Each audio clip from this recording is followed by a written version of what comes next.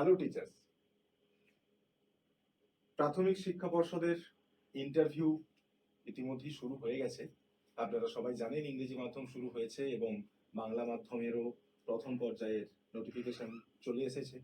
কলকাতা, ঝাড়গ্রাম এবং জলপাইগুড়ি এই তিনটি জেলা শুরুও হচ্ছে প্রথম পর্যায়ে। আমরা আপনাদের প্রস্তুতির জায়গাকে আরো ভালোভাবে সাহায্য করার জন্য বা আপনাদের প্রস্তুতিতে সাহায্য করার জন্য আমরা যে সিরিজ শুরু করেছি, আজকে সেই সিরিজের মধ্যে আজকের আলোচ্য বিষয় নিয়ে আমরা এসেছি, তা হলো পঞ্চম শ্রেণীর আমার গণিত। অনেক কমেন্ট ছিল এই সাবজেক্টটির ওপরে।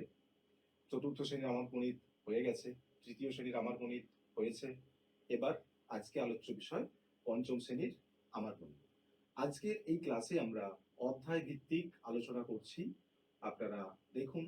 তার আগে একটি কথা বলি, আমরা পাঠ্যপুস্তক সংক্রান্ত বিস্তারিত আলোচনা, যা কিনা সমস্ত গণিত পাঠ্যপুস্তকগুলি অর্থাৎ প্রাথমিক শিক্ষা পর্ষদের যে সমস্ত পাঠ্যপুস্তক বা শিক্ষা পুস্তক রয়েছে যা গণিতের উপর, আমার গণিতের উপর, তৃতীয়, চতুর্থ, পঞ্চম, এগুলি নিয়ে একটা বিস্তারিত আলোচনা আমাদের রয়েছে চতুর্থ শ্রেণীর আমার গণিত আলোচ্য অংশের মধ্যেই।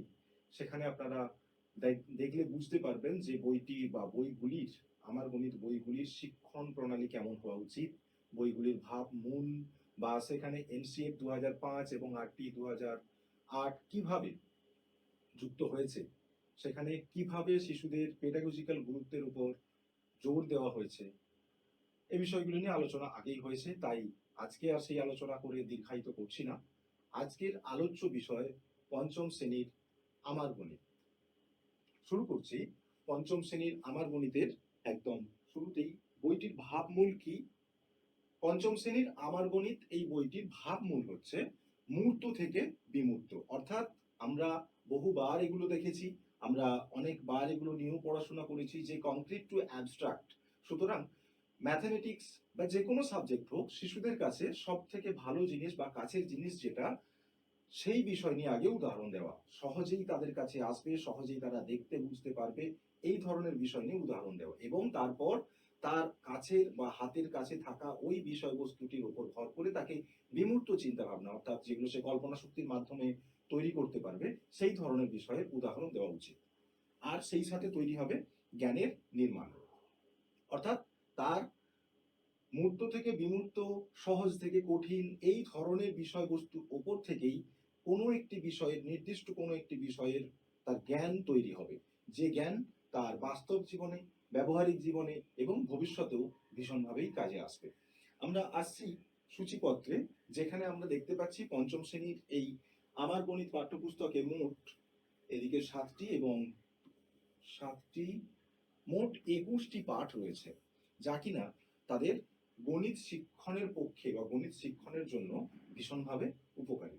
এবং এখানে খেয়াল করবেন বা লক্ষ্য করে দেখবেন যে প্রতিটা চ্যাপ্টারের নাম দেওয়া রয়েছে এমনভাবেই যাতে তাদের পড়াশোনার প্রতি ব্যবহারিক পরিবেশ বা তার বাস্তব জগতের মধ্যে সে একটা মিল খুঁজে পায়। দেখুন, 3টি কাঠি নিয়ে খেলি, এই খেলি শব্দটার উপরে গুরুত্ব দিলে বা জোর দিলেই বুঝতে পারবেন শিশু কতখানি ইনভলভ হচ্ছে পাঠের মধ্যে। সে শিখবে একটা বিষয়, 3টি কাঠি নিয়ে খেলি, অর্থাৎ 3টি কাঠি, এই 3টি কাঠি নিয়ে খেলা শুরু করলে আমি, আপনি, আমরা জানি যে এই 3টি কাঠি নিয়ে খেলা শুরু করবে সে, এখান থেকে সে কি শিখতে পারবে, অর্থাৎ ত্রিভুজ বা ত্রিভুজের বিভিন্ন ভাগ, এগুলো সম্বন্ধে শিখতে পারবে। অথচ তাকে কিন্তু বলা হচ্ছে না ত্রিভুজের প্রকারভেদ, তাকে বলা হচ্ছে 3টি কাঠি নিয়ে খেলি। সুতরাং তার খেলার ছলে সে তার পড়াশোনা বা তার জ্ঞান অর্জনটা করতে পারবে। এই বিষয়গুলো কিন্তু আমাদের গুরুত্ব দিয়ে ভাবতে হবে, তবেই আমাদের ডেমনস্ট্রেশনের জায়গাটা সুন্দরভাবে তৈরি করতে পারবো। প্রথম পার্ট যা রয়েছে তা হলো আগের পড়া মনে করি। আগের পড়া মনে করি অর্থাৎ চতুর্থ শ্রেণীতে সে যা পড়েছে সেগুলো একবার এখানে মনে করবে, অর্থাৎ রিক্যাপ। কি হবে এতে? না, চতুর্থ শ্রেণীর পাঠ শেষ হওয়ার পর, পরীক্ষা কমপ্লিট হয়ে যাওয়ার পর, পঞ্চম শ্রেণী শুরু হওয়ার মাঝের যে গ্যাপ, যে সময়টা, ওই সময়টাতে ছাত্র বা ছাত্রীটি পড়াশোনার সাথে সেভাবে যুক্ত ছিল না, প্রথাগতভাবে সেভাবে যুক্ত ছিল না, কারণ ওই সময়ের মধ্যে তার বিদ্যালয়ের রেজাল্ট পাবলিশ হবে, বিদ্যালয়ের স্পোর্টস ইভেন্টস গুলো চলবে, বিভিন্ন জেলা স্তরে, রাজ্য স্তরে স্পোর্টস ইভেন্টগুলোতে সে পার্টিসিপেট করছে বা করবে, এই সমস্ত ব্যাপার। এবং এই সময়টা অর্থাৎ ডিসেম্বরের 3rd উইক থেকে জানুয়ারির প্রথম সপ্তাহের মধ্যে যে সমস্ত পরিবেশের আমাদের ব্যাপারটা থাকে, অর্থাৎ একটা উৎসবের মরশুম, শীতের মরশুম, বিভিন্ন মেলা, বিভিন্ন খেলাধুলার ইভেন্ট, এই সমস্ত জায়গাগুলো থাকে। অনেক সময় এখানে বাড়ির পরিজনদের সঙ্গে বা পরিবারের সাথে শিশুরা বাইরে কোথাও বেড়াতেও যায়। সুতরাং তার পড়াশোনার জায়গাটা থেকে সে কিছুটা দূরেই ছিল।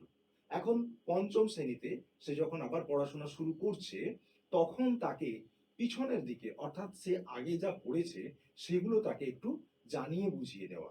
এবার এখানে এই যে জায়গাটা সহজ থেকে কঠিন কিভাবে অ্যাপ্লাই হচ্ছে, সহজ থেকে কঠিন অ্যাপ্লাই হচ্ছে ৪র্থ শ্রেণীতে সে যা পড়েছে সেই পড়াশোনাটা ৫ম শ্রেণীতে গিয়ে যখন সে শুরু করবে, অর্থাৎ ৪র্থ শ্রেণীতে যা পড়েছে সেটা ৫ম শ্রেণীতে আবার যখন পড়বে, এটা তার কাছে সহজ বিষয় হবে।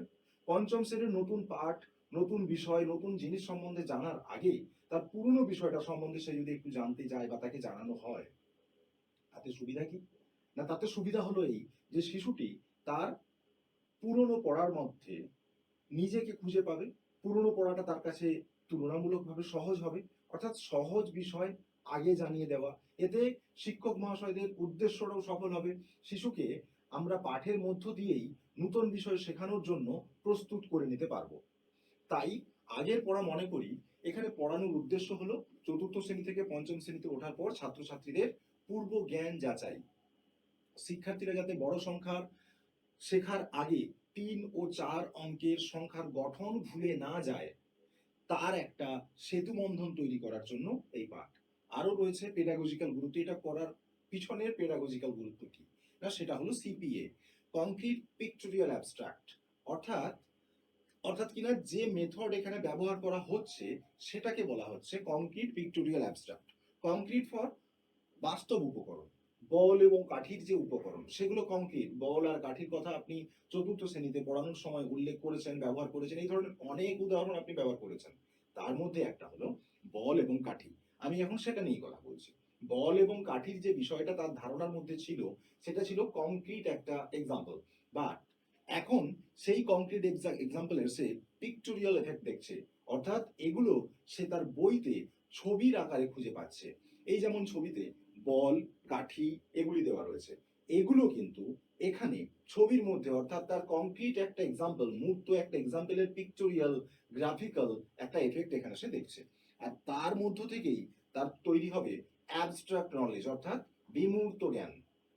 যেখানে সে 423 এই সংখ্যাটিকে লিখতে পারে, 423 যদি সে এটা পিক্টোরিয়াল এফেক্ট বা কংক্রিট অ্যাবস্ট্রাক্টের মধ্যে বা কংক্রিট এফেক্টের মধ্যে জানতো, মূর্ত উদাহরণের মধ্যে জানতো, তখন সে কি ব্যবহার করতো? না, কার্ডের ব্যবহার করেছিল আগে, বা বল কাঠির যে স্তম্ভগুলো তৈরি হয় সেটাকে তৈরি করতে পেরেছিল। এখন তাকে বলা হলো লিখতে 423, এটা তার কাছে একটা অ্যাবস্ট্রাক্ট এক্সাম্পল। এই যে জায়গাটা কংক্রিট টু অ্যাবস্ট্রাক্ট, সেটা কিন্তু সুন্দরভাবে ফুটিয়ে তোলার একটা ভালো জায়গা। তা হলো আগের পাঠ মনে করি, কারণ এগুলো সম্বন্ধে তার কাছে কংক্রিট এক্সাম্পল ছিল, মূর্ত এক্সাম্পল ছিল। ৪র্থ শ্রেণীতে যখন পড়েছে তখন এখানে এসে কংক্রিট এক্সাম্পল গুলো ব্যবহার করেই পড়েছে, তাকে আমরা সেভাবেই পড়িয়েছি। ৫ম শ্রেণীতে যখন আসছে সেই কংক্রিট এক্সাম্পল গুলোই তার কাছে এখন অ্যাবস্ট্রাক্ট হিসাবে তাকে বলা হচ্ছে, তুমি পড়েছিলে বল এবং কাঠি নিয়ে, মনে করো। তখন সে বিমূর্ত উদাহরণ, অর্থাৎ যেটা এই মুহূর্তে তার হাতের কাছে নেই অথচ সে এটা ব্যবহার করেছে, সেই জায়গার সঙ্গে একটা সম্পর্ক তৈরি করতে পারছে। এইভাবেই বিমূর্ত চিন্তা ভাবনার বিষয়গুলিকে তার মধ্যে আমরা ফুটিয়ে তোলার চেষ্টা করব। কি শিখবে আগের পড়া মনে করি থেকে? বিভিন্ন রকম ভাবে একক, দশক, শতক এবং হাজারের ধারণা, যেটা তারা আগে শিখেছে।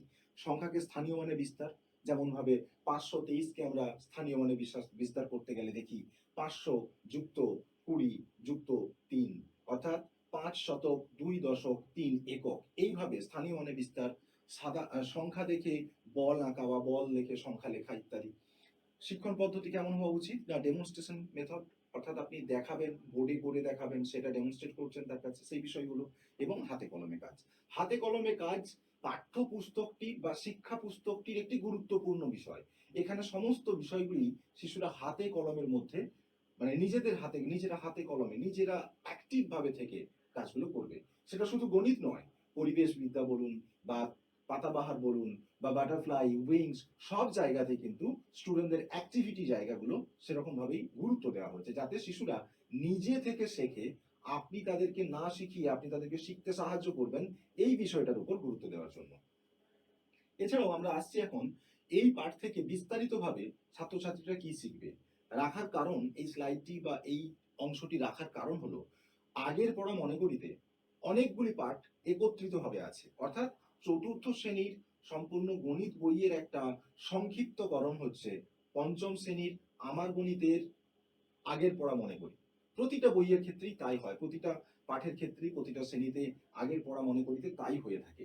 সংক্ষিপ্ত আকারে পুরো ক্লাস 4 এর আমার গণিতকে তুলে রাখা হয়েছে আগের পড়া মনে করি এই চ্যাপ্টারে।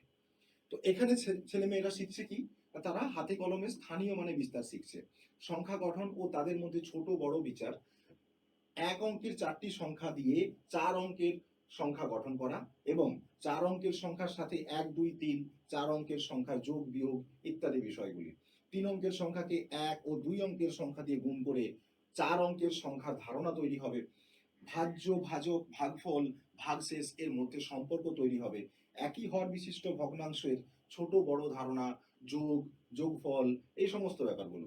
একই রকম ভাবে মৌলিক, যৌগিক, ঘনবস্তুর ধারণা, বক্রতল শেখা ইত্যাদি বিষয়গুলো সে কিন্তু আগের পড়া মনে করি এই পাঠের মধ্যেই সব পাবে।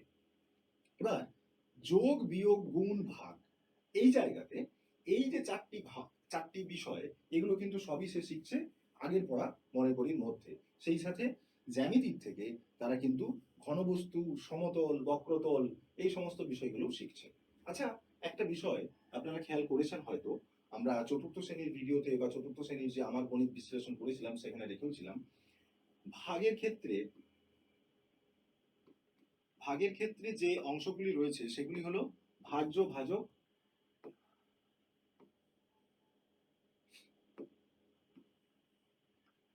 ভাগের ক্ষেত্রে যেগুলি থাকে তা হলো ভাজ্য, ভাজক, ভাগফল, ভাগশেষ। গুণের ক্ষেত্রে হয় গুণ্য, গুণক এবং গুণফল। যোগের ক্ষেত্রে এরকম কি হয়, যোজ্য, যোজক, যোগফল। আর বিয়োগের ক্ষেত্রে কি হয়, কমেন্টে জানান। এটা আমরা আপনাদের থেকে কমেন্টের অপেক্ষায় থাকলাম। তো আসছি পরের জায়গায়, পরের পাঠ, সহজে গ্রামের জনসংখ্যা গুনি। হিসেব মতো এই পাঠটা পঞ্চম শ্রেণীর প্রথম পাঠ, অর্থাৎ পঞ্চম শ্রেণীর জন্য শিশুরা যা শিখবে তার মধ্যে পঞ্চম শ্রেণীতে প্রথম শিখবে এটা। আগের পাঠ মনে করি বা আগের পড়া মনে করি এখানে কিন্তু সে চতুর্থ শ্রেণীর পাঠগুলি সম্বন্ধে জেনেছে। এই পাঠে কি রয়েছে, শুধুমাত্র সংখ্যা চেনা যথেষ্ট নয়, বাস্তব জীবনে যেমন গ্রামের জনসংখ্যা গণা এবং সেই সংখ্যার প্রয়োগ শেখানোই এই পাঠের উদ্দেশ্য। গণিত ভীতি দূর করা, অর্থাৎ পেডাগজিক্যাল গুরুত্বের মধ্যে গণিত ভীতি দূর করা, শিক্ষার্থীরা যাতে বুঝতে পারে গণিত কেবল বইয়ের পাতায় নয়, তার বাস্তব জীবনেও ভীষণভাবে গুরুত্বপূর্ণ, বাস্তব জীবনেও সে গণিতকে দেখতে পায়, সেই ব্যাপারটাও সে এখানে শিখবে। ছাত্রছাত্রীরা কি শিখছে, ছাত্রছাত্রীরা শিখছে 4 অঙ্কের সংখ্যার যোগ বিয়োগ, কথায় লেখো কথায় লেখা সমস্যাগুলিকে গাণিতিক রূপ দিয়ে তার সমাধান করা, ক্ষুদ্রতম বৃহত্তম সংখ্যার ধারণা, এই সমস্ত বিষয়গুলো শিখছে। শিক্ষণ পদ্ধতি কি হওয়া উচিত, যেহেতু সমস্যাগুলিকে গাণিতিক রূপ দিয়ে তার সমাধান করবে, সুতরাং এখানে শিক্ষণ পদ্ধতি সবার আগে আসবে সমস্যা সমাধান পদ্ধতি, প্রবলেম সলভিং মেথড। এখানে সে যেমন মেলায় গিয়ে দেখতে পাচ্ছে অনেকগুলি জায়গা থেকে মানুষজন এসেছেন, তার যোগফল বা সেখানে লোকের সমাগম, লাইব্রেরি ইত্যাদি সমস্ত বিষয়গুলো দেখতে পায়। এখান থেকে যে গাণিতিক প্রবলেম বা ম্যাথমেটিক্যাল প্রবলেমগুলো উপস্থাপন করা যায়, আপনি সেই ধরনের কিছু উপস্থাপন করবেন, একটা দুটো, এবং সেই সমস্যাগুলি কিভাবে সমাধান করতে হয় সেগুলোর জন্য ছাত্রছাত্রীদেরকে আপনি হিন্ট দেবেন, তারা সমাধান করতে চাইবে। যখন শিখে যাবে সেই বিষয়টা, তখন আপনি সম্পূর্ণ একটি সমস্যা তাদের সামনে ফেলুন, তারা সেটা সমাধান করুক। এইখান থেকেই সে সমস্যা সমাধান পদ্ধতির মাধ্যমে শিখে নেবে কিভাবে সমস্যাগুলো সমাধান করতে হয়। আর সেই সাথে গল্প বলা পদ্ধতি, কারণ সমস্যাগুলো আপনি তাদেরকে গল্পের ছলেই তাদের সামনে তুলে ধরবেন। এমনটা বলা উচিত না বা এমনটা বলা যায় না যে একটা সমস্যা আছে, সমস্যাটা হলো এই গ্রামের এখানে এতজন লোক, এইখানে এতজন লোক, এইগুলো কত হচ্ছে, এভাবে না, গল্পের ছলে। মেলাতে এতজন লোক এসেছিল, শিশুরা গল্প ভালোবাসে, আপনি তাদের সঙ্গে যখন গল্পের মাধ্যম দিয়ে বিষয়গুলোকে উপস্থাপন করবেন, তাতে করে কিন্তু শিশুরা আপনার প্রতি যেমন তাদের ভালোবাসা শ্রদ্ধাও বাড়বে, সেরকম ভালোবাসাটা বাড়বে তাদের গণিতের প্রতিও, যেখানে গাণিতিক ভীতি বা ম্যাথ ফোবিয়া দূর করা একটা গুরুত্বপূর্ণ অংশ রয়েছে। পরের পাঠ,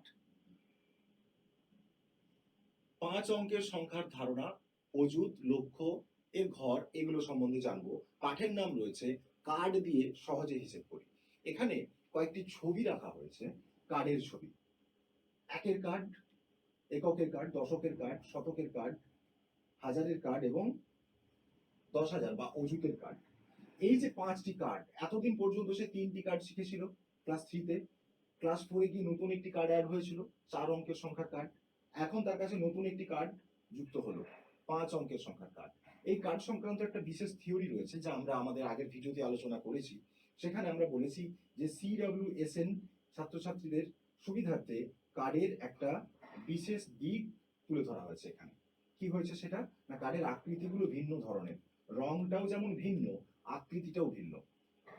আলোচনা করেছি, সুতরাং এ বিষয়ে এখন আর আলোচনা করে সময় নষ্ট না করে আমরা ফিরে আসি পাঠে, যেখানে আমরা 4 অঙ্কের সংখ্যার যে সীমা, 4 অঙ্কের সর্বোচ্চ সংখ্যা যা 9,999, অর্থাৎ 4টি 9, সেই বিষয় পার করে 5 অঙ্কের সংখ্যায় প্রবেশ করবে, অর্থাৎ 10,000 বা এক অযুতে পদার্পণ করছে সে। এই বড় সংখ্যার বিস্তৃতি এবং তার তুলনা, এই বিষয়গুলো শেখানো। আর গুরুত্ব রয়েছে এখানে বিভিন্ন জ্যামিতিক আকারের মধ্যে, অর্থাৎ এই যে কার্ডগুলির কথা বলা হয়েছে, ত্রিভুজাকার, বর্গাকার, ষড়ভুজ, এই ধরনের যে কার্ডগুলি রয়েছে, এই কার্ডগুলি ব্যবহার করে সে বিভিন্ন ধরনের ভিজুয়াল লার্নিং বা দৃশ্যমান শিখনের সাথে একটি উদাহরণ সহকারে শিখতে পারবে। আর একের জন্য, অর্থাৎ রঙের ব্যাপারটাও এখানে গুরুত্ব পেয়েছে। ছাত্রছাত্রীরা কি শিখবে? না, 5 অঙ্কের সংখ্যা গঠন ও স্থানীয় মান বিস্তার, অযুত ও লক্ষ্য এর ধারণা, আর বড় সংখ্যার ছোট বড় বিচার। এই বড় সংখ্যার চিহ্ন, ছোট সংখ্যার চিহ্ন, এই যে চিহ্নগুলির ব্যবহার সে শিখবে। খেলার ছলে, অর্থাৎ প্লে ওয়ে মেথডে তাদেরকে শেখানো হবে। এখানে কার্ড দিয়ে খেলতে বলা হবে, টাইটেলেই রয়েছে কার্ড নিয়ে খেলি বা কার্ড দিয়ে সহজে হিসাব করি। সো এইভাবেই আমরা তাদেরকে কিন্তু এই পাঠগুলিতে এইভাবে শেখাতে পারবো। আরেকটা বিষয় লক্ষ্য করা যায় এখানে, তা হলো কার্ড দিয়ে খেলা বা কার্ড দিয়ে হিসেব করার সময় ছাত্রছাত্রীদেরকে দলগত শিক্ষা দেওয়াও দরকার হচ্ছে। তাদেরকে আমরা দুটি দলে বা একাধিক দলে ভাগ করে দিয়ে তাদেরকে বলতে পারি, এই দল এ, ওই দল বি, সেই দল সি। সো এ দলকে বলা হচ্ছে 5 অঙ্কের সংখ্যা লিখতে, যেটা বি দল করবে 4 অঙ্কের সংখ্যা, সি দল করবে 3 অঙ্কের সংখ্যা, ডি দল করবে 2 অঙ্কের সংখ্যা, ই দল করবে 1 অঙ্কের সংখ্যা। দুজন দুজন করেও হতে পারে, 5টি দল।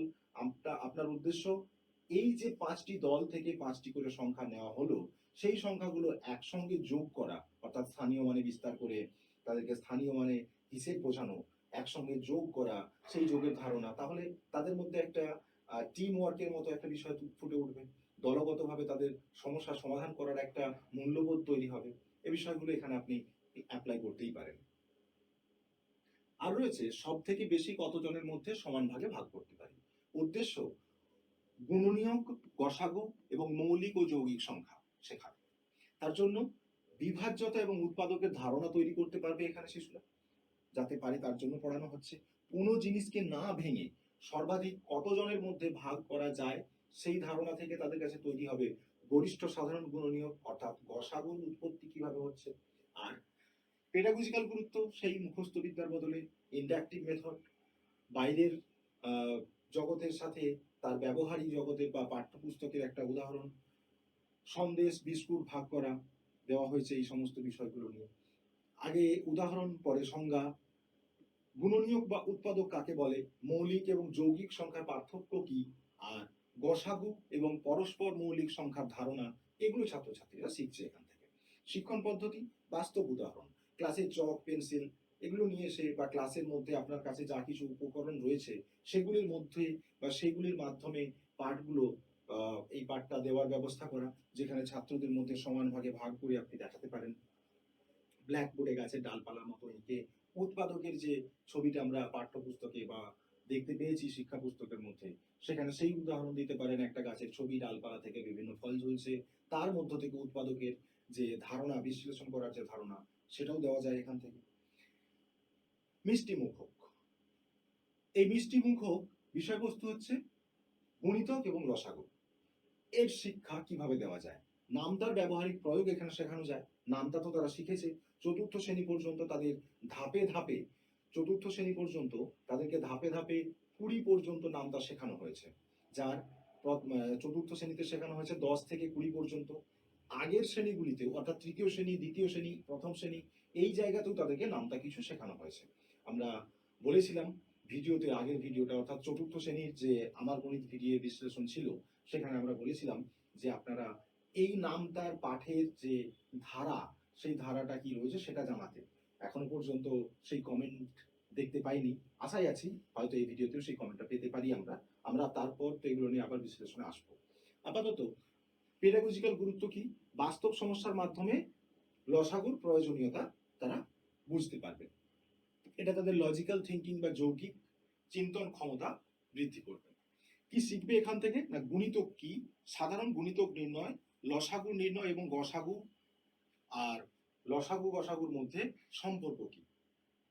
শিক্ষণ পদ্ধতি কেমন হয় না, এখানে ওই নাম্বার লাইন জাম্প বা ব্যাঙের লাফ দেওয়া, এই যে নামটা শেখার সময় শেখানো হয়েছিল ব্যাঙের লাফ দেওয়া, ব্যাঙ কত ঘর লাফ দেয় দেখি, খরগোশের লাফ দেওয়া, কাঠবিড়ালির লাফ দেওয়া, এই যে ব্যাপারগুলো ছিল সেগুলো এর মধ্যে এখানে শেখানো যায়, সেইভাবেই এখানে তৈরি করা যায়। এখানে সহজে বড় সংখ্যার হিসেব করি, 5 ও 6 অঙ্কের সংখ্যার গুণ এবং ভাগ, এটা হলো বিষয়বস্তু, কিন্তু বলা হয়েছে সহজে বড় সংখ্যার হিসেব করি। দৈনন্দিন জীবনে বড় সংখ্যার যে লেনদেন, হিসেব নিকেশ করার ক্ষমতা অর্জন, পঞ্চম শ্রেণীতে পড়ছে, এই ধরনের ক্ষমতা এখন তার অর্জন করার প্রয়োজন এসেছে। সুতরাং এইগুলো তাকে শেখানোর জন্য এই পাঠ। গুরুত্ব, প্যাডাগজিক্যাল গুরুত্ব কি না, ধাপে ধাপে জটিলতার দিকে যাওয়া, ধাপে ধাপে সে জটিলতার দিকে যাবে। প্রথমে স্থানীয় মানে ভেঙে গুণ শেখানো হয়েছে, পরে প্রচলিত পদ্ধতিতে এটি ছাত্রছাত্রীদের কাছে অ্যালগোরিদমিক যে থিঙ্কিং বা ধাপে ধাপে সমস্যা সমাধানের দক্ষতা সেটাকে বাড়িয়ে তুলবে। ছাত্রছাত্রীরা কি শিখছে এখান থেকে না, বড় সংখ্যার গুণ ও ভাগ করার নিয়ম, ভাজ্য ভাজক ভাগফল এবং ভাগশেষ এর সম্পর্ক, ভাজ্য ভাজক ভাগফল ও ভাগশেষ সমান, সুতরাং ভাজ্য সমান ভাজক গুণিত ভাগফল যুক্ত ভাগশেষ, এই ধারণাটা তার এখানে ফুটে উঠবে, এই ধারণাটা সে এখানে পাবে। শিক্ষণ পদ্ধতি লজিক্যাল মেথড, অর্থাৎ যুক্তির মাধ্যমে তাদেরকে শেখানো।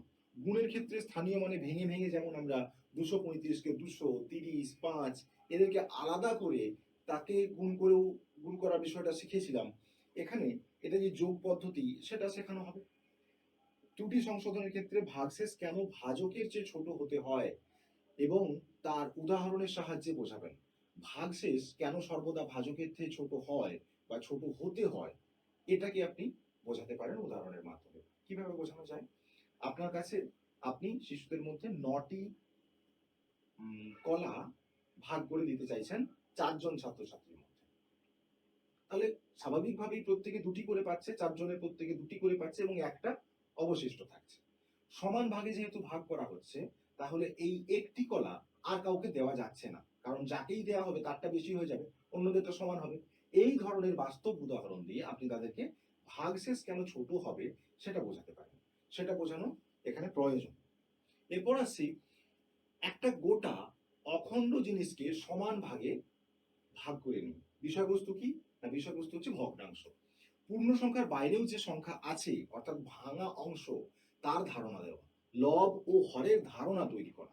পেডাগজিক্যাল গুরুত্ব, একটি অত্যন্ত গুরুত্বপূর্ণ অধ্যায় যা তাদেরকে মূর্ত উপকরণ যেমন কাগজ ভাঁজ করা, রং করা, এই সব ছাড়া শেখানো সম্ভব নয়। আপনি তাদেরকে ভগ্নাংশের ধারণা দেবেন, যেটা যেটা বলা যায় একটা বিমূর্ত চিন্তা ভাবনা, বিমূর্ত বিষয়, কিন্তু সেটা বোঝানোর জন্য আপনাকে মূর্ত উদাহরণের ধারণা দিতেই হবে এবং সেখানে তারা বাড়ির বিভিন্ন কাজের সাথেই যে সেটাকে রিলেট করতে পারবে তার একটা পরিবেশ তৈরি করে দেওয়া। বলা হচ্ছে বিদ্যালয়ের জানালায় রং করি, আগের দিন এতটা করেছিলাম আজকে এতটা করব, এই যে ভগ্নাংশের ধারণাগুলো দেওয়া, বা এইরকম ছকের মাধ্যমেও তাদেরকে শেখানো যায়। একটি সাদা কাগজ যার মধ্যে কিছুটা অংশ ভাগ করা হয়েছে, কিছুটা অংশ রং করা হয়েছে লাল রং দিয়ে, আবার কিছুটা অংশ রং করা হয়েছে হলুদ রং দিয়ে। একটি সাদা কাগজকে 2টি ভাগে ভাগ করা হয়েছে, তার একটি অংশ করা হয়েছে লাল রং, আর একটি অংশ করা হয়েছে হলুদ রং।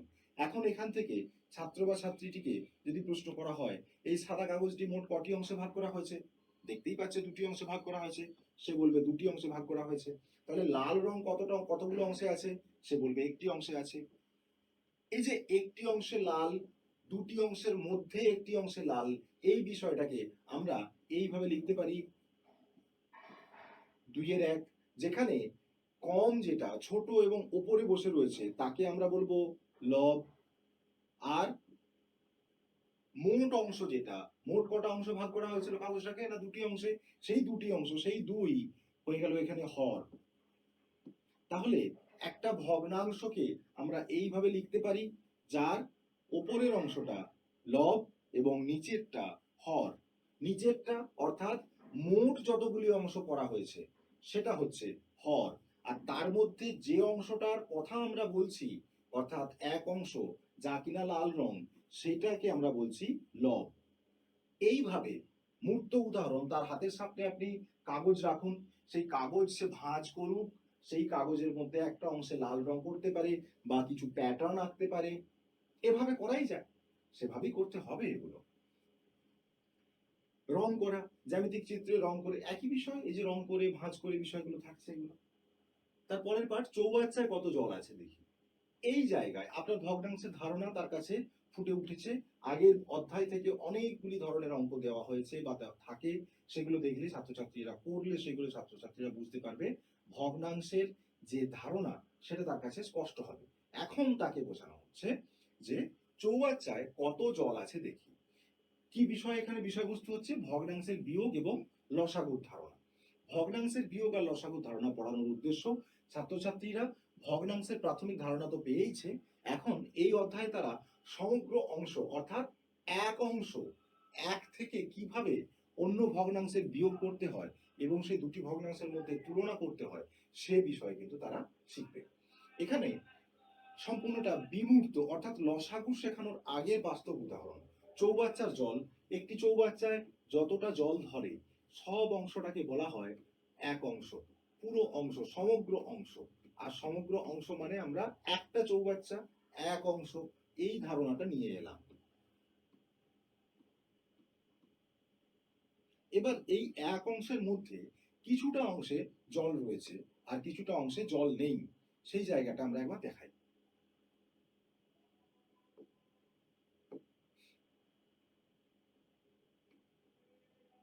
অর্ধেকটা খালি চৌবাচ্চা।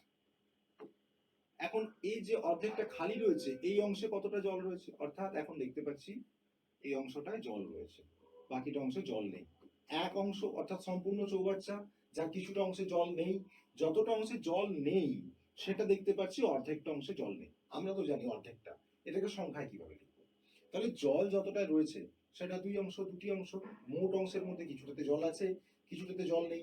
এই যে বিষয়গুলো, আপনাকে এই ধরনের বিমূর্ত বিষয়গুলোকে মূর্ত উদাহরণ বা মূর্ত করে তুলতে হবে আপনার শিক্ষণ কৌশলের মাধ্যমে। বোর্ডে ছবি বা বিভিন্ন ধরনের টিএলএম ইউজ করতে পারেন আপনি এখানে, যেখানে আপনি প্রয়োজন হলে একটি চৌবাচ্চার মডেল বা ছোট্ট একটি জগ যেটা নিয়ে এসে ক্লাসে চৌবাচ্চা হিসাবে ব্যবহার করতে পারেন, তার মধ্যে কিছুটা জল দিয়ে ব্যবহার করতে পারেন। কিন্তু এগুলো তো ডেমনস্ট্রেশনের জন্য সম্ভব নয়। তো তাহলে ডেমনস্ট্রেশনের জন্য সম্ভব কি হবে, না এই ধরনের পিকটোরিয়াল এক্সাম্পল, ছবি এঁকে আপনি বোঝাতে পারেন। আর সেই সাথে আপনার বলার ধরন, আপনার গল্প বলার পদ্ধতি, আপনার শিশুদের কাছে বিষয়বস্তুটাকে ফুটিয়ে তোলার দক্ষতা, এই সমস্ত বিষয়গুলো থেকে আপনি আপনার ডেমনস্ট্রেশনের জায়গাটা তৈরি করতে পারবেন। করতে হবে এভাবে। কি শিখবে এখান থেকে, দুটি আলাদা হরের ভগ্নাংশের বিয়োগফল নির্ণয়। আগের পাঠে তারা কিন্তু একই হরের ভগ্নাংশ যুক্ত ভগ্নাংশ বা একই হর বিশিষ্ট ভগ্নাংশ, একই হর লব বিশিষ্ট ভগ্নাংশ, এদের যোগ করা শিখেছে, এদের বিয়োগও সে শিখেছে। কিন্তু এখন তাকে শিখতে হবে দুটি আলাদা হরের ভগ্নাংশ, অর্থাৎ তাকে ওই মেথডটা শেখাতে হবে যেখানে এলসিএম এর মাধ্যমে দুটি হরকে সমপর্যায়ে এনে তাদের মধ্য থেকে ভাগ গুণ প্রক্রিয়া করে বিষয়টাকে শেখানো। বইতে খুব সুন্দরভাবেই বিষয়গুলো রয়েছে, আপনি বইটা পড়ুন, বইটা দেখুন, তাহলেই কিন্তু আপনার কাছে বিষয়গুলো স্পষ্ট হয়ে উঠবে। ধারণাগুলো নিন আপনি, এই ধারণাগুলো নিয়ে আপনি পাঠ্যপুস্তকটাকে সুন্দরভাবে একটু ফলো করুন। ক্লাসে জলের বোতল বা চকলেট ব্যবহার করে শিক্ষক মহাশয় করতে পারেন, কিন্তু ডেমনস্ট্রেশন করার সময় আমাদেরকে এই বিষয়টা খেয়াল রাখতে হবে যে আমরা এগুলো ছবি এঁকে ছবির মাধ্যমে বোঝাবো, কারণ আপনি এই ধরনের টিএলএম গুলো ডেমনস্ট্রেশন বোর্ডে পাবেন না, এটা ভেবে নিয়েই আগাতে হবে। আর স্কুল বাড়ির জানালায় সবুজ রং দিই। এখানে প্রকৃত, অপ্রকৃত এবং মিশ্র ভগ্নাংশের ধারণা পাবে। প্রকৃত ভগ্নাংশ, লব ছোট হর বড়, প্রকৃত ভগ্নাংশ। অপ্রকৃত ভগ্নাংশ অর্থাৎ লব বড় হর ছোট, অপ্রকৃত ভগ্নাংশ। আর এই অপ্রকৃত ভগ্নাংশকেই যখন আমরা সাধারণ রূপে নিয়ে আসবো তখন সেটা হবে মিশ্র ভগ্নাংশ। কারণ অপ্রকৃত ভগ্নাংশ মানে বলতে পারি 5/2 অপ্রকৃত ভগ্নাংশ। এই অপ্রকৃত ভগ্নাংশটাই যখন আমার আসবে, এটাকে যখন সরলীকরণ করব তখন হয়ে যাবে 1/2 অর্থাৎ এটি হয়ে গেল মিশ্র ভগ্নাংশ। এই যে বিষয়গুলোর মধ্যে সম্পর্ক, এগুলো বোঝাতে হবে আপনাকে। তাহলে ছাত্রছাত্রীর কাছে এই বিষয়গুলো নিয়ে ভীতির কিছু জায়গা থাকবে না। মিশ্র ভগ্নাংশ ধারণাটি মুখস্থ না করিয়ে কাজের মাধ্যমে আনা হয়েছে এটা বোঝানো। যেমন যেমন জানালার রং করার উদাহরণ দিয়ে বোঝানো যায় একটি সম্পূর্ণ কাজ করার পরেও আরো কাজ বাকি থাকতে পারে। এই বিষয়গুলো ছাত্রছাত্রীরা প্রকৃত অপ্রকৃত ভগ্নাংশের পার্থক্য শিখবে, মিশ্র ভগ্নাংশকে অপ্রকৃত ভগ্নাংশে বা অপ্রকৃত ভগ্নাংশকে মিশ্র ভগ্নাংশে পরিণত করা, সেটা কিভাবে করতে হয়, রূপান্তর করতে হয় সেটা শিখবে। এগুলো শিক্ষণ পদ্ধতি, কাগজ ভাঁজ, কাটিং, এগুলো তো ক্লাসরুমের জন্য থাকতে পারে, কিন্তু এই বিষয়গুলো আপনাকে আপনার ক্লাসে ডেমনস্ট্রেট করার সময় বলার মাধ্যমে এই বিষয়গুলোকে উপস্থাপন করা দরকার। অর্থাৎ ইন্টারভিউ বোর্ডে আপনি যখন ডেমনস্ট্রেট করবেন তখন এই বিষয়গুলো কাগজ ভাঁজ করার কথা উল্লেখ করুন, কাগজে রং করার কথা উল্লেখ করুন, পেপার কাটিং এর বিষয় উল্লেখ করুন। এইগুলো আপনার পড়ানোর যে থিম, আপনার ডেমনস্ট্রেশনের যে থিম, সেই থিমের মধ্যে ফুটিয়ে তুলতে হবে। এভাবেই এগুলো করা যায়। দেশলাই কাঠির খেলা। দেশলাই কাঠির খেলা কি না, পরিসীমা এবং ক্ষেত্রফল। পরিসীমা হলো পরিবেষ্টিত সীমা, অর্থাৎ কোনো একটি জায়গা, সেটা আয়তকার বা বর্গাকার যাই হোক, তার পরিবেষ্টিত সীমাটাই হচ্ছে পরিসীমা। এবার এই পরিসীমার ধারণা দেওয়ার জন্য আপনি 4টে দেশলাই কাঠিকে পাশাপাশি রাখতে পারেন। 4টে দেশলাই কাঠি, একটা দেশলাই কাঠির মাপ যা পাবে, একই মাপের দেশলাই কাঠি যেহেতু হয়, 4টে দেশলাই কাঠির মাপ একসঙ্গে যোগ বা 4 দিয়ে গুণ করার পর যা পাওয়া যাবে সেটাই হবে পরিসীমা। এটা হলো একটা মূর্ত উদাহরণের কথা। আপনি এই ধরনের একটা স্টোরি দিয়ে ডেমনস্ট্রেশন বোর্ডে আপনি মূর্ত উদাহরণটাকে তুলে ধরতে পারেন, কিন্তু তারপর আপনাকে জ্ঞানের যে জায়গাটা, অর্থাৎ আহ, এর যে আসল বস্তু কি, 4টে বাহু, 4টে বাহুর যোগফল, বা বর্গক্ষেত্র হলে তার 4টে বাহু না করে একটি বাহু গুণিত 4 করলে আমাদের যে পাই, বা ত্রিভুজের ক্ষেত্রে 3টি বাহু, সমদ্বিবাহু, সমবাহু, এই ধরনের ত্রিভুজগুলোর যে পরিসীমা, এগুলোর সম্বন্ধে নলেজ আপনাকে নিজেকে নিয়ে রাখতে হবে।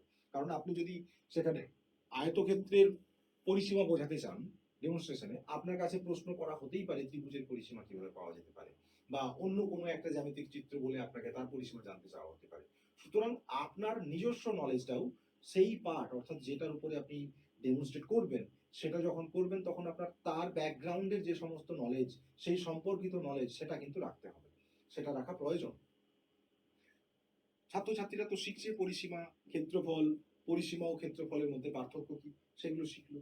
অ্যাক্টিভিটি মেথড অর্থাৎ দেশলাই কাঠি, জ্যামিতিক চিত্র, এই সমস্ত জ্যামিতিক আকার বানিয়ে তারা শিখবে, এগুলো অ্যাক্টিভিটি মেথডের মধ্যে আসছে। এরপর আসছি সরলীকরণ এবং বদমাস, অর্থাৎ ধাপে ধাপে হিসেব করি। বদমাসের শর্ট ফর্ম, এটা অ্যাব্রিভিয়েশন, বি ফর ব্র্যাকেট, ও, আচ্ছা এই দিকটা লিখি,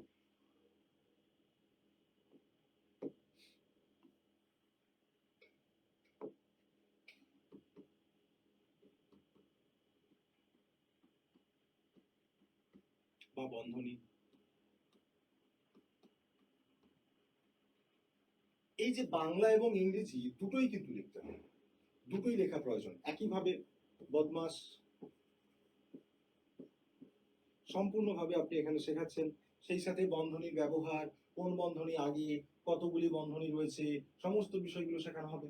এগুলো শেখানো দরকার। এবং এখানে তার যে গুণ ভাগ, এই সমস্ত ভাগটা, আগে ভাগ পরে গুণ তারপরে যোগ সবশেষে বিয়োগ, এই বিষয়গুলো বুঝিয়ে দেওয়া। সিকোয়েন্সের জায়গাটা, কার পরে কোনটা, এই বিষয়গুলো কিন্তু এখানে ছাত্রছাত্রীর মধ্যে বেশি করে গুরুত্ব পাবে। গল্প বলার মাধ্যমে বাস্তব সমস্যা নিয়ে এসে তাদের এই সমাধানগুলি করা উচিত।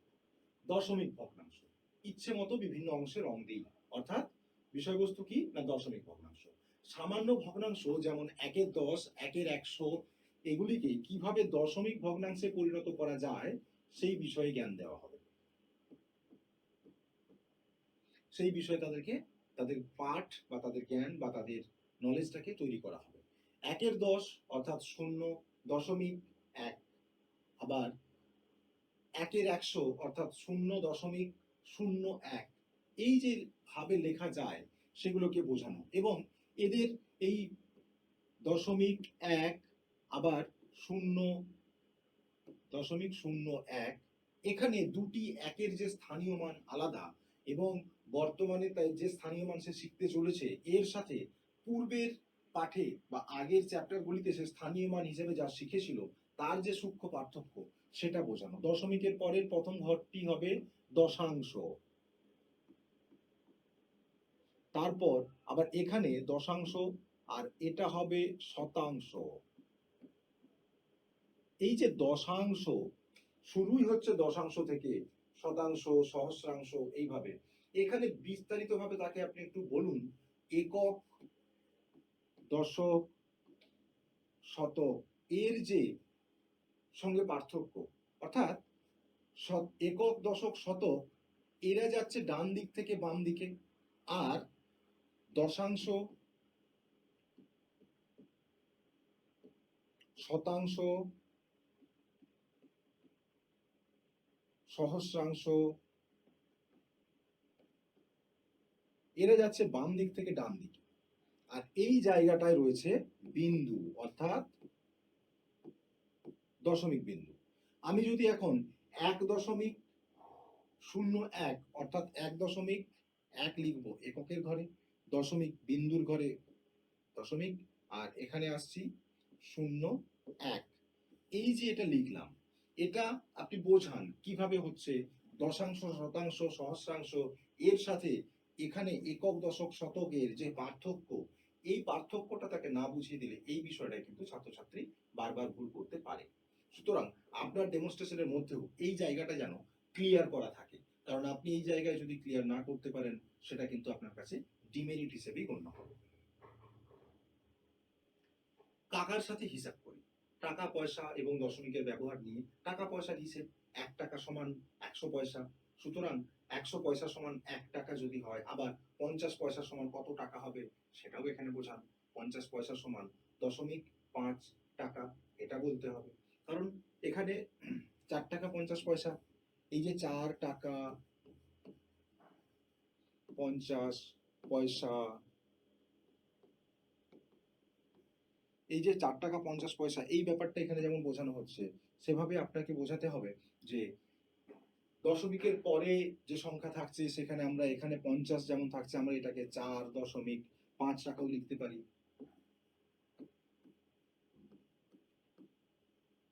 4.5 টাকাও লিখতে পারি। তার মানেই দশমিকের পরে সংখ্যা যদি শূন্য থাকে, তারপরে যদি কোনো সংখ্যা না থাকে, সেই শূন্যের কোনো মূল্য নেই। এই বিষয়গুলো, এই ধরনের বিষয়গুলোর মাধ্যমে টাকা পয়সার যোগ বিয়োগ, পয়সাকে টাকা এবং টাকাকে পয়সায় রূপান্তরিত করার শিক্ষা এখান থেকে তারা পাবে। এর ফলে কি হবে না, এর ফলে তার হাটে বাজারে যাওয়ার সময় যে বিষয়গুলো সে ভুল করে থাকে, টাকা পয়সার হিসেব করা, এগুলো ঠিকঠাক ভাবে করতে পারবে। রোল প্লে মডেলে এটা পড়ানো যেতে পারে। ক্লাসে নকল বাজার, আপনি বিক্রেতা, ছাত্রছাত্রীরা কেউ ক্রেতা, বা ছাত্রছাত্রীদের মধ্যে কেউ বিক্রেতা কেউ ক্রেতা, সেই হিসেবে টাকা পয়সার হিসেব ঠিকঠাক করা, এগুলো এখানে দরকার।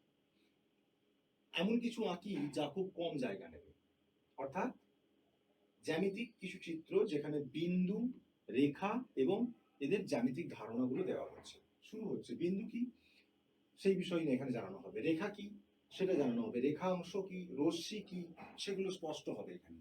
জ্যামিতিক মৌলিক ধারণাগুলো বিন্দু, রেখা, রশ্মি এগুলো স্পষ্ট হচ্ছে। পেন্সিলের ডগা, সরু ডগা দিয়ে বিন্দুর ধারণা, এইটা বিন্দু, এই ভেতরের অংশই যা একটা পেন্সিলের ডগা দিয়েছি, এটা বিন্দু। এইবার একই রকম ভাবে রেখা, রেখা কিন্তু চলতেই থাকে, রেখার শেষ নেই, তাই জন্য রেখাকে আমরা তীর চিহ্ন দিয়ে দেখাতে পারি, রেখা, রেখা। এবার রেখাংশ কি, এই রেখার কিছুটা অংশ, অর্থাৎ এতটুকু অংশ যদি আমি আলাদা করে আঁকি তখন হবে রেখাংশ। আর রেখাংশ হওয়া মানেই রেখার অংশের দুটি বিন্দুর নাম আপনাকে দিতে হবে, ক খ, ক বিন্দু, খ বিন্দু, ক ক বিন্দু থেকে খ বিন্দু পর্যন্ত বিস্তৃত এই রেখাটির একটি অংশ, এটিকে একটি সরল রেখাংশ বলা হচ্ছে। এভাবে আপনাকে বিষয়গুলো তাদের সামনে উপস্থাপন করতে হবে। আবার রেখা সংক্রান্ত, বিন্দু সংক্রান্ত যে সমস্ত বিষয়গুলো রয়েছে সেগুলো উল্লেখ, সমরেখ বিন্দু, অসমরেখ বিন্দু, সমান্তরাল, পরস্পর ছেদি সরল রেখা, একটি বিন্দু থেকে কতগুলি রেখা আঁকা যায়, কতগুলি বিন্দু কমপক্ষে থাকতে হবে একটি সরল রেখাংশ তৈরি করার জন্য, এই বিষয়গুলো, রশ্মি কাকে বলা হয়, রেখা কাকে বলা হয়, এই সমস্ত বিষয়গুলো আপনাকে জানতে হবে। কারণ আপনি যখন এই চ্যাপ্টারের উপরে ডেমনস্ট্রেশন তৈরি করবেন, ডেমনস্ট্রেশন দেবেন, তখন কিন্তু আপনার কাছে এই ধরনের প্রশ্নগুলো আসবে এবং সেগুলো সঠিক উত্তর আপনাকে দিতে হবে। সময়ের সঙ্গে ঘড়ির কাঁটার অবস্থান দেখি, এখান থেকে শিশুকে শেখানো হবে কৌণিক বিষয়টা। একটা ঘড়ি 12, 6, 3, 9, এবার এইখানে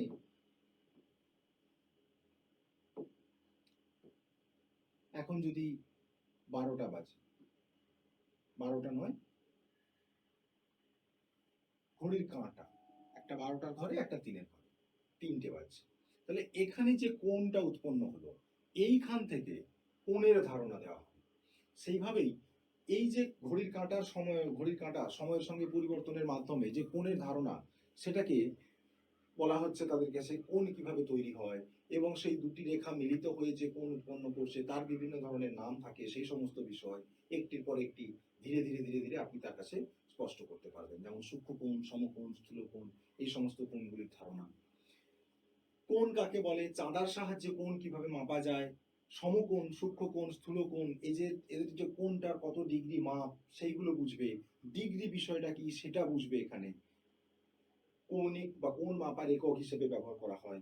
এ সমস্ত মডেল হিসেবে কিছুই না, ক্লাসরুমের মধ্যে থাকা ঘড়িটি ব্যবহার করতে পারেন মডেল রুমের মডেল হিসেবে, বা আপনি ইন্টারভিউ বোর্ডে যখন যাচ্ছেন সেখানে যদি দেওয়ালে কোনো ঘড়ি দেখেন, আপনি ছাত্রছাত্রীদের বা আপনার কাল্পনিক ছাত্রছাত্রীদেরকে বলতে পারেন, দেওয়ালে যে ঘড়িটা আছে দেখো এখন যে সময় বাজছে, এখানে ঘড়ির যে দুটি কাঁটা, এই দুটি কাঁটা একটি বিন্দুতে মিলিত রয়েছে এবং সেই বিন্দুর থেকে একটা কোণ তৈরি হয়েছে বলে আপনি বোর্ডে আঁকুন সেটা।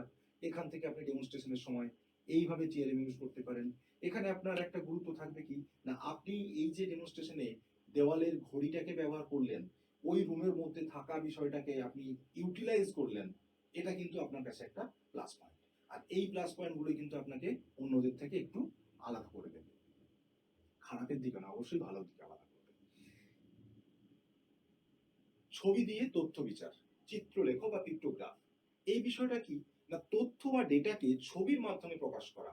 এগুলো কোথায় কাজে আসবে তার, ক্লাস ফোরের, ক্লাস ফোর, ক্লাস থ্রিতে ঘর বাড়ি, আমাদের পরিবেশে ঘর বাড়ি ছিল, সেখানে ঘর বাড়ি চ্যাপ্টারের মধ্যে অনেকগুলি ছোট ছোট সাব চ্যাপ্টার ছিল। তার মধ্যে সহজে নকশা করি বা সহজে এঁকে দেখি, সহজ করে দেখি, এই ধরনের যে চ্যাপ্টারগুলো, সাব চ্যাপ্টার বা সাব টপিকগুলো আছে, সেখানে তাদেরকে ম্যাপ আঁকতে শেখানো হয়েছে। সেই ম্যাপে ব্যবহার করা হয়েছে বিশেষ কিছু সূচক। ওইখান থেকে আপনি একটা তাদের রিলেশন তৈরি করে এখানে নিয়ে আসতে পারেন। কারণ সে যেখানে ওই চ্যাপ্টারে সে যেখানে জলাশয়ের ছবি এঁকেছিল, সেখানে এরকম গোল একটা অংশ দিয়ে তার মধ্যে নীল রং করে দিয়েছিল, অর্থাৎ সে একটা সূচক হিসেবে ব্যবহার করেছিল জলাশয়টাকে। এই ছবিটাকে সে জলাশয়ের একটা সূচক হিসেবে ব্যবহার করেছিল, পুকুরের আকৃতি এটা নাও হতে পারে, এই ধরনেরই সে যেখানে যেখানে ম্যাপের মধ্যে বা মানচিত্রের মধ্যে এইরকম যিনি চিত্র দিয়ে রেখেছিল, সেটা সেই জায়গাটা জলাশয় বোঝানো হয়েছে, বা নীল রঙের সুতোর মতো সরু সরু দাগগুলোকে নদী বা নালার মতো করে ব্যবহার করা হয়েছিল। এই যে সূচকের ব্যবহার সে সেখানে শিখেছে, ইন্ডেক্সটা শিখেছে, এখন তার কাছে এইখানে আসবে সেই বিষয়টার গুরুত্ব কি না, সোমবার অনুপস্থিত ছাত্রছাত্রীর সংখ্যা বলে 5টি ফুল আঁকা রয়েছে। এই 5টি ফুল বলে দেওয়া হয়েছে, একটি ফুল সমান একজন ছাত্রী বা একজন ছাত্রছাত্রী, বা বলা যেতে পারে 2জন ছাত্রছাত্রী। তাহলে সোমবার দিনে কতজন ছাত্রছাত্রী অনুপস্থিত ছিল, 5টা ফুল রয়েছে, একটা ফুল মানে 2জন ছাত্রছাত্রী। এখান থেকে সে 5-এর সঙ্গে 2 গুণ করবে, অর্থাৎ তার মানসাঙ্ক বা মেন্টাল ম্যাথমেটিক্সের জায়গাটা গুরুত্ব পাচ্ছে এবং সেই জায়গাটা ঠিকঠাক ভাবে তৈরি হচ্ছে। এখান থেকে সে শিখলো 10জন ছাত্রছাত্রী অনুপস্থিত ছিল সোমবার। মঙ্গলবারে কোনো ছবি নেই, কোনো ফুলের ছবি দেওয়া নেই, অর্থাৎ কেউই অনুপস্থিত ছিল না। আবার বুধবারের ক্ষেত্রে 6টি, বৃহস্পতিবারে 3টি, শুক্রবারে 5টি, শনিবারে রয়েছে 7টি।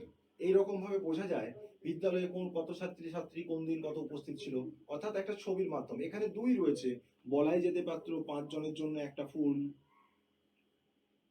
এই একটা ফুলের অর্থ 5 জন ছাত্রছাত্রী। সুতরাং সোমবার দিন তাহলে সে একটি বা দুটি ছবি আঁকতো 10 জন ছাত্রছাত্রী উপস্থিত থাকলে।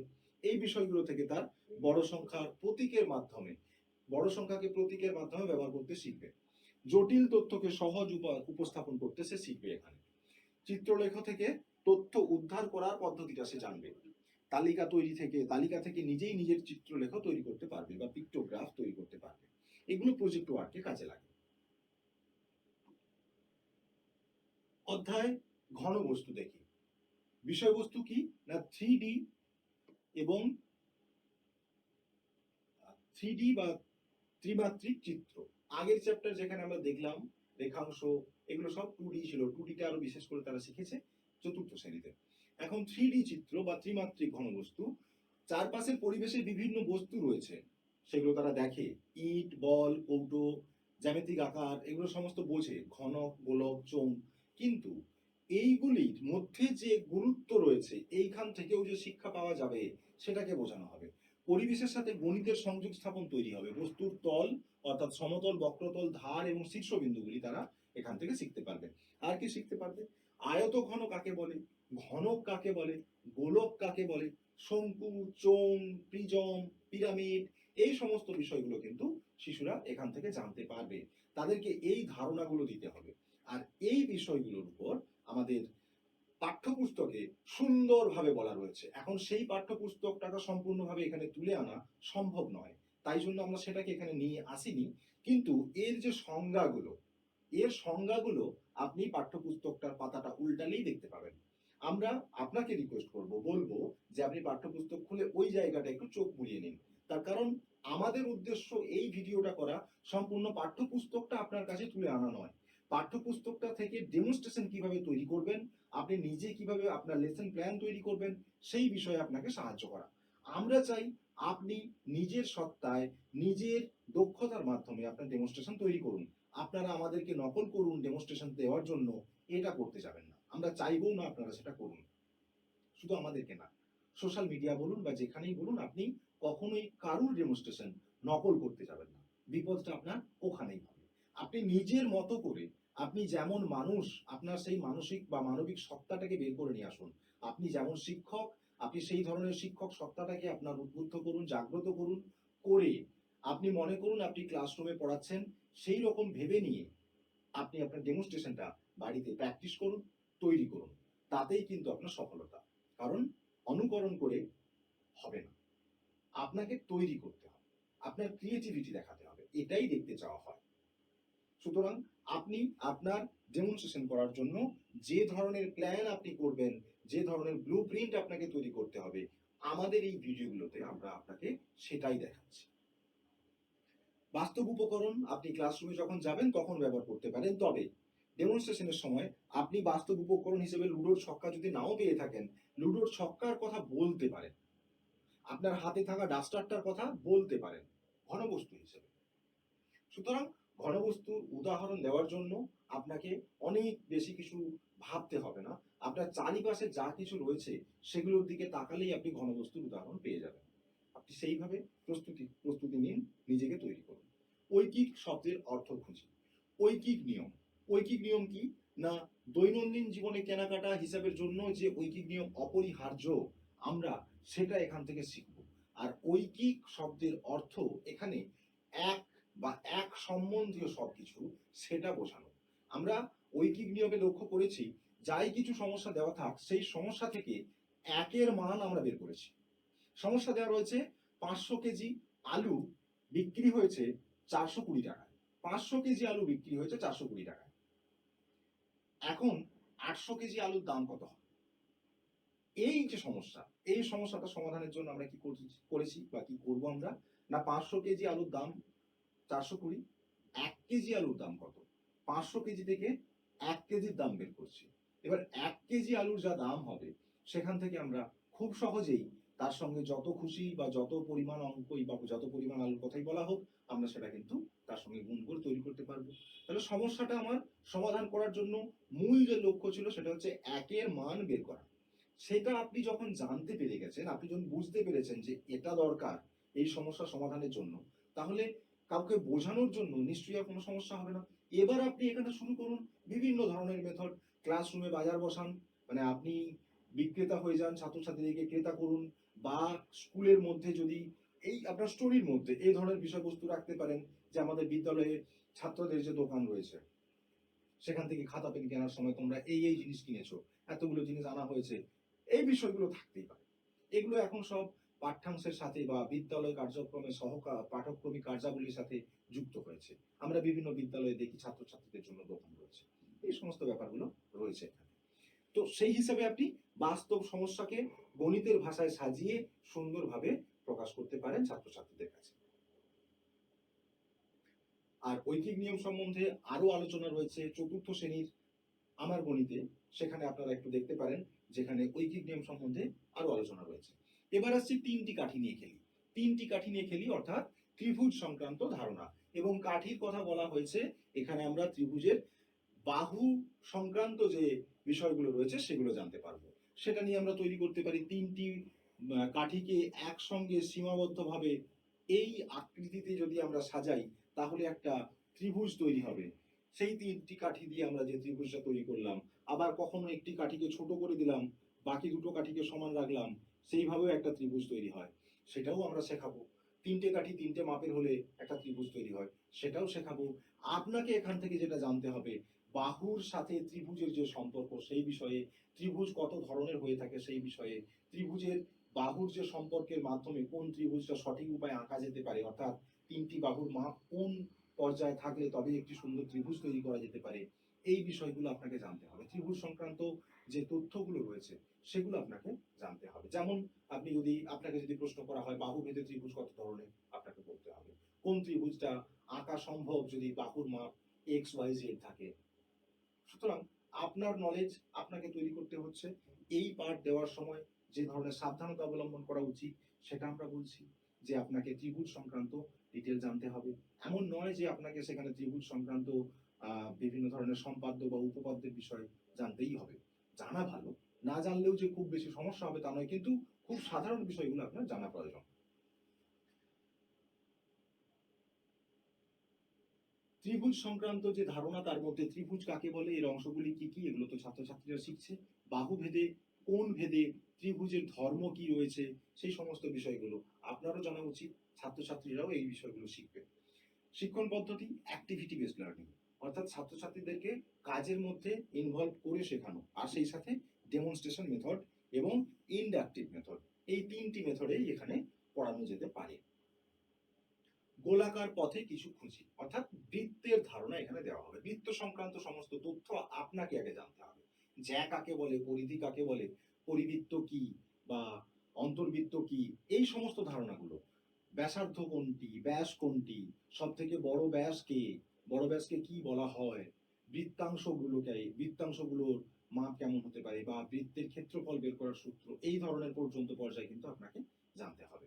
কারণ এই বিষয়গুলো আপনি যদি জেনে না রাখেন, আপনি যদি বৃত্ত নিয়ে কোনো ডেমনস্ট্রেশন দিতে যান, সেখানে আপনাকে এগুলো উত্তর দিতে হতে পারে। সুতরাং আপনার সাবধানতার জন্য আপনাকে এগুলো জানতে হবে। পেডাগজিক্যাল গুরুত্ব কংক্রিট থেকে অ্যাবস্ট্রাক্ট। ছবি একটা রয়েছে দেখতে পাচ্ছেন, বৃত্ত কিভাবে আঁকতে হয়।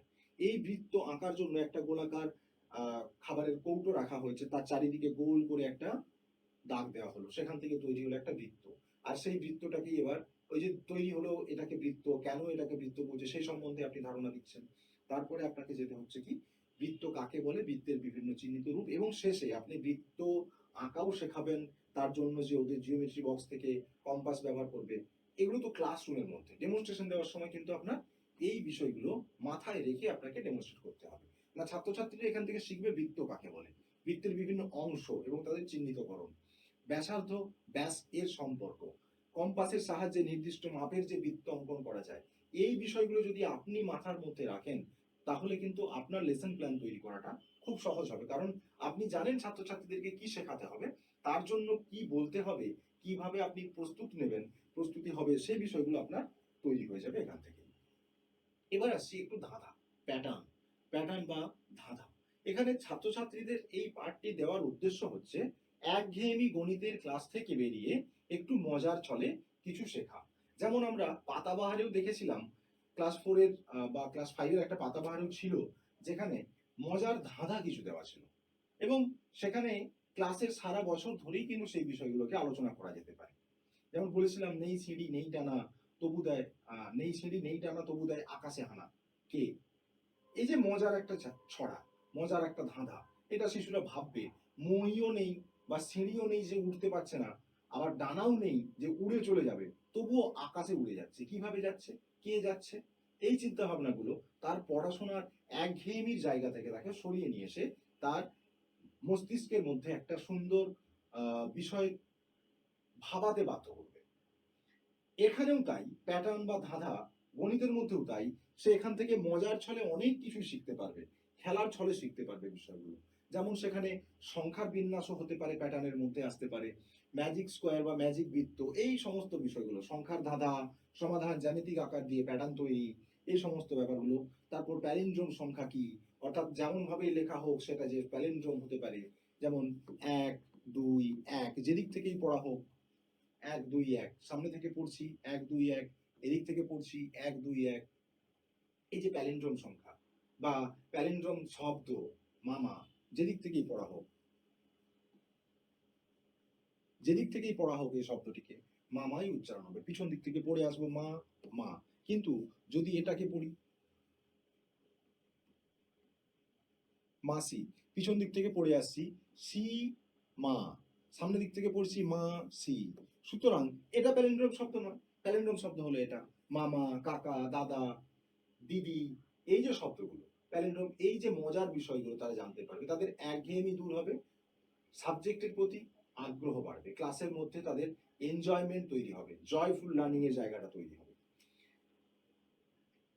তো এই ছিল আজকের আমাদের আমাদের বা আমার গণিত পঞ্চম শ্রেণীর বিশ্লেষণ। আপনারা আমাদের চ্যানেল বদমাস ফলো করুন। আরো ভিডিও আসছে যেখানে আপনারা পাবেন আরো অনেক ধরনের, আরো যে সমস্ত পাঠ্যপুস্তক বা শিক্ষা পুস্তকগুলি বাকি রয়েছে সেই সমস্ত পাঠ্যপুস্তক বা শিক্ষা পুস্তকের বিষয়গুলিকে আমরা তুলে ধরব। ধন্যবাদ। Stay connected.